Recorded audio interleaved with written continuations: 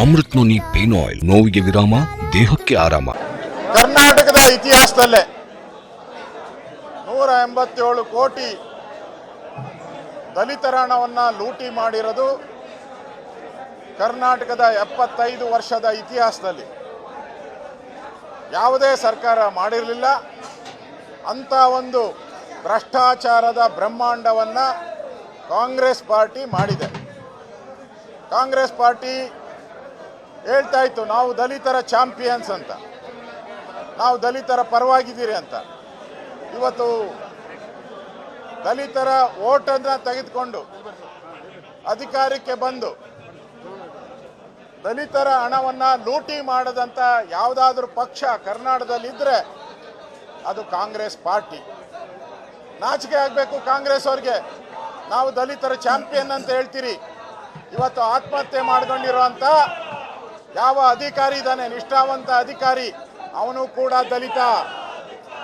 ಇವತ್ತು ಲೂಟಿ ಹೊಡೆದಿರೋ 187 ಕೋಟಿ ಅದು ಕೂಡ ದಲಿತರ ಹಣ.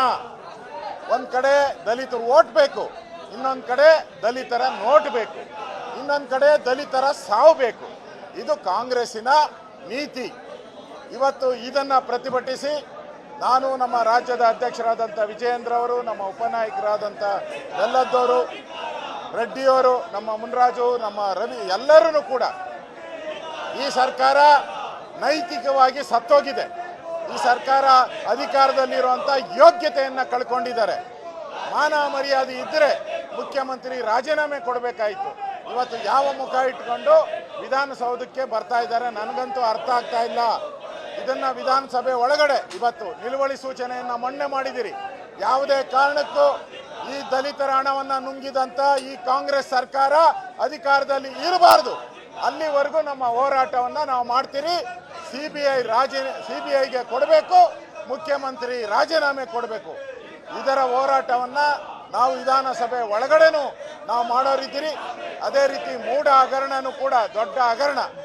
ಇವತ್ತು ಮುಖ್ಯಮಂತ್ರಿಗಳು ಬಚಾವ್ ಆಗೋದಕ್ಕೆ ಅವರು ನ್ಯಾಯಾಂಗ ತನಿಖೆಗೆ, ಅದು ರಿಟೈರ್ಡ್ ಜಡ್ಜ್ ಮುಖಾಂತರ ಯಾವಾಗ CM ಮೇಲೆ ಆಪಾದನೆ ಬರ್ತೈತೆ ಅದಕ್ಕೆ ನ್ಯಾಯಾಂಗ ತನಿಖೆ, ಅದು ರಿಟೈರ್ಡ್ ಜಡ್ಜು. ಬೇರೆಯವ್ರ ಮೇಲೆ ಬಂದಾಗ, ಯಡಿಯೂರಪ್ಪನವ್ರು ಬಂದ ಮೇಲೆ SIT, ರೇವಣ್ಣನ್ ಬಂದರೆ SIT, ಬೇರೆ ಯಾರ ಮೇಲೆ ಬಂದ್ರೂ ಕೂಡ SIT ತನಿಖೆ.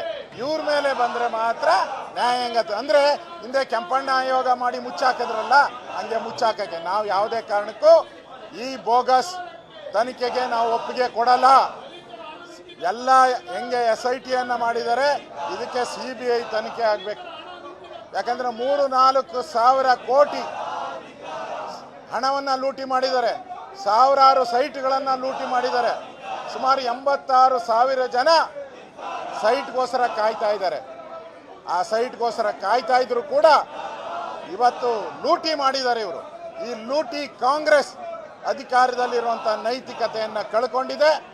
ನಾವು ವಿಧಾನಸಭೆ ಒಳಗಡೆ ಈ ಒಂದು ಹಗರಣನೂ ಕೂಡ, ಮೂಢ ಹಗರಣನೂ ಕೂಡ ನಾವು ನಿಲುವಳಿ ಸೂಚನೆಯನ್ನು ತರೋರಿದ್ದೀರಿ.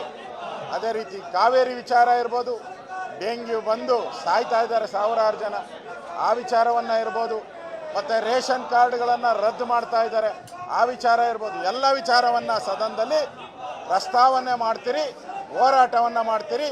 ಈ ಸರ್ಕಾರಕ್ಕೆ ಅಂತಿಮ ಗಳಿಗೆಯನ್ನು ಕಾಣಿಸುವಂಥದ್ದಕ್ಕೆ ನಮ್ಮ ದೊಡ್ಡ ಹೋರಾಟವನ್ನು ನಾವು ವಿಧಾನಸಭೆ ಒಳಗಡೆನೂ ಮಾಡ್ತಾಯಿದ್ದೀವಿ.